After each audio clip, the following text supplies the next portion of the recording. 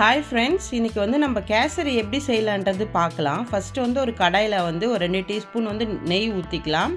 அந்த நெய் நல்லா சூடான பிறகு கொஞ்சம் முந்திரி போட்டு நம்ம வறுத்து எடுத்துக்கலாம். அதுக்கப்புறம் வந்து திராட்சையை போட்டு அந்த திராட்சை உப்புற வரைக்கும் நல்லா வறுத்துக்கோங்க. அப்போ தான் வந்து அந்த டேஸ்ட்டு நல்லாயிருக்கும். இதை வந்து நம்ம தனியாக வந்து ஒரு தட்டில் எடுத்து வச்சுக்கலாம். அதுக்கப்புறம் வந்து நான் 1 கப்பு வந்து இது வந்து 1/4 கிலோ ரவை, நான் 1 கப்பு கணக்கு வருது. அந்த ரவையை வந்து அந்த நெய்யிலே போட்டு நம்ம நல்லா வந்து அந்த ப்ரௌனிஷ் வர வரைக்கும் நம்ம வந்து டோஸ்ட் பண்ணி எடுத்துக்கலாம்.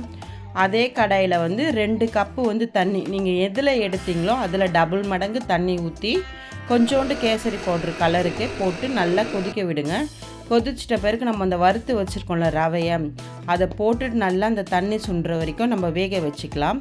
அதுக்கப்புறம் வந்து 3/4 கப்பு, நீங்கள் வந்து அதிகமாக ஸ்வீட் சாப்பிட்டிங்கன்னா 1 கப்பு போடுங்க, 1க்கு 1. நான் வந்து 3/4 கப்பு போட்டுட்டு நம்ம வறுத்து வச்சுருக்க முந்திரியை சேர்த்து இறக்கிடலாம். உங்களுக்கு டேஸ்ட்